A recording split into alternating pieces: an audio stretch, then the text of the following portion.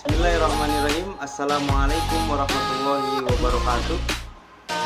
Alhamdulillah, wassalatu wassalamu ala rasulillah sayyidina wa habibina wa syafiina wa mawala. Amma ba'du. Hadratul kiram yang sama-sama saya hormati, dosen pengampu mata kuliah materi agama Islam Al-Mukarram Bapak Irham Yunawamu MPDI. Kita doakan beliau semoga selalu sehat panjang umur, berkah dalam segala hal, dan kita yang sedang belajar di sini, khususnya saya yang sedang belajar bersama beliau, semoga diberikan ilmu yang bermanfaat. Amin ya rabbal alamin. Perkenalkan, nama saya Muhammad Zidan Arizki, asal kampus Universitas Islam 45 Bekasi, Fakultas Agama Islam, Prodi Pendidikan Agama Islam, semester 4. Dalam video kali ini saya akan membawakan video pembelajaran materi agama Islam dengan tema yang saya bawa, yaitu hadis maudhu, pengertian sanad, matan, dan rawi. Oke, mohon disimak dengan baik, semoga bermanfaat. Mari kita bahas tentang tema hadis maudhu, apa itu hadis maudhu, dan pengertian sanad, matan, dan rawi. Oke, kita masuk ke pembahasan yang pertama, yaitu pengertian hadis maudhu. Secara etimologi, kata maudhu adalah isim maf'ul dari kata waddaha yang berarti menggugurkan, atau ada kata lain yaitu al-tarq, artinya meninggalkan. Lalu ada al-iftira wa al-ikhtilaq, artinya mengada-ngada atau membuat-buat.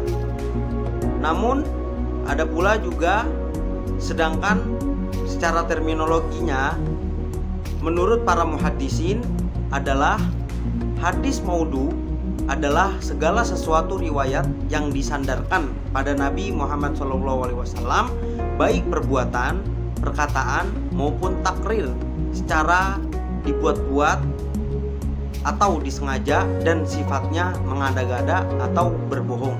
Jadi pengertian dari hadis maudhu, suatu hadis yang dibuat-buat, atau kata lain, hadis di mana hadis tersebut tidak sahih, keadaannya suatu yang disandarkannya pada Nabi itu tidak benar, bahwasanya suatu hadis atau perkataan yang dibuat-buat, seperti itu. Selanjutnya, menurut para ulama, ada yang berpendapat bahwasanya mempunyai perbedaan pendapat kapan dimulai atau kapan mulai terjadinya pemalsuan hadis. Apakah terjadi saat masa Nabi Muhammad SAW ketika masih hidup, atau sesudah masa beliau wafat? Di antara pendapat tersebut ialah yang pertama, ada sebagian para ahli berpendapat bahwa pemalsuan hadis ini telah terjadi sejak masa Rasul ketika masa hidup.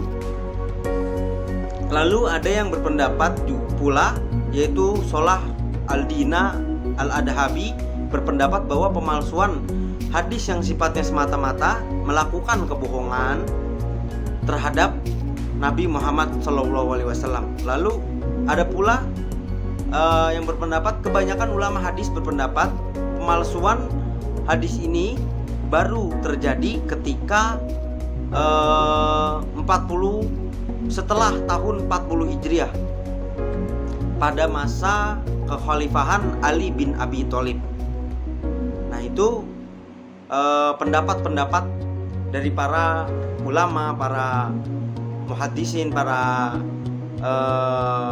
ulama, para ahli dan lain sebagainya, berpendapat bahwasanya kapan dimulai terjadinya pemalsuan hadis-hadis Nabi. Dan selanjutnya ada hukum.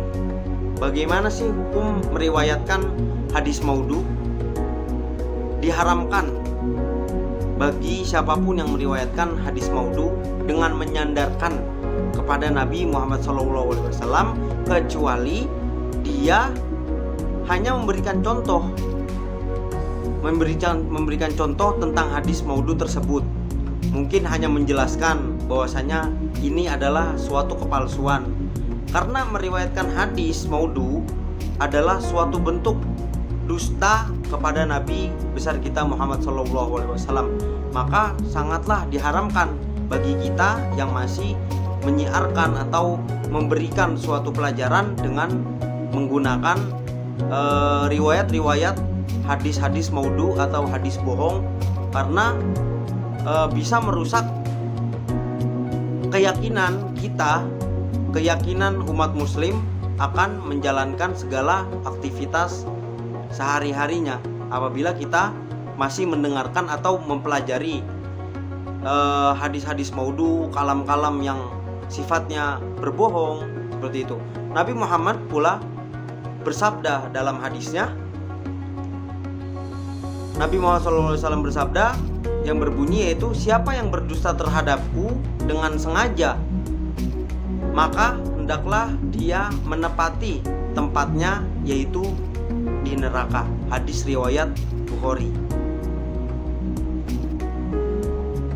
Lalu selanjutnya ada struktur hadis, yaitu ada sanad, matan, dan rawi.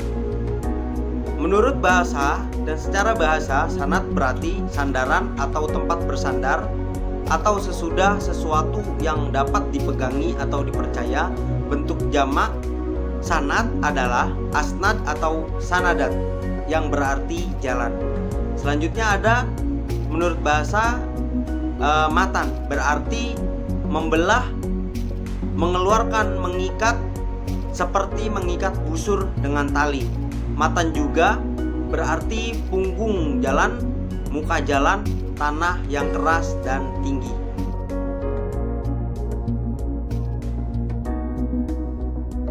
Dan pengertian terakhir yaitu rawi. Umumnya perawi sudah melekat dengan mereka yang menghimpun hadis dalam bentuk buku. Misalnya ada para perawi yaitu yang biasa populer dikenal adalah kutubus sittah, para perawi yang 6, yaitu yang pertama Imam Bukhari yang menghimpun hadis dalam Sahih Bukharinya. Lalu tokoh perawi lainnya Imam Muslim, Imam Ahmad, Imam Malik, Imam At-Tirmizi, Imam Abu Daud, Imam Ibnu Majah, dan imam yang terakhir Imam Nasai. Sistem yang dipakai untuk menyampaikan suatu hadis ataupun sunnah sehingga sampai kepada kaum muslimin disebut dengan cara yaitu riwayat.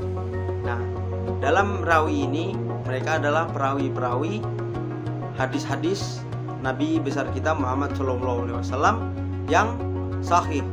Jadi mungkin apabila kita melihat atau menemukan hadis yang sifatnya tidak jelas riwayatnya, sanadnya, dan matannya, maka perlu kita bedah terlebih dahulu, kita cari tahu, kita pelajari terlebih dahulu. Yang kita takuti yaitu bahwa hadis tersebut tidak benar atau tidak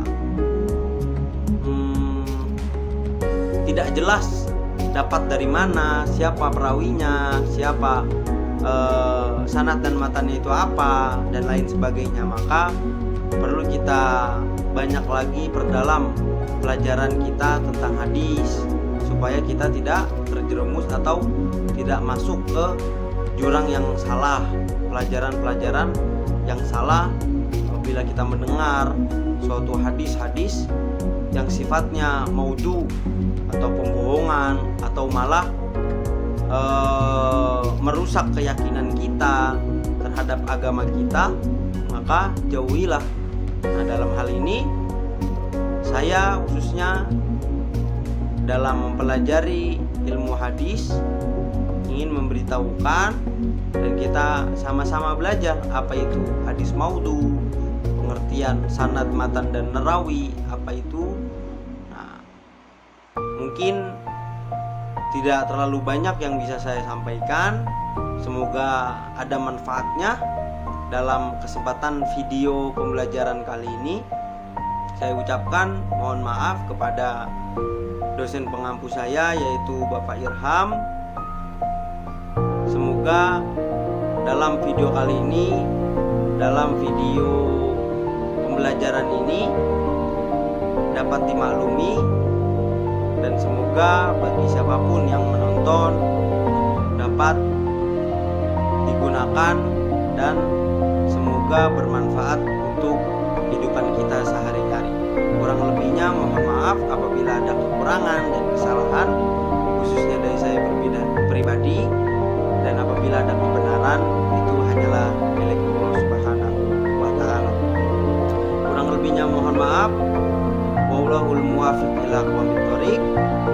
Assalamualaikum warahmatullahi wabarakatuh.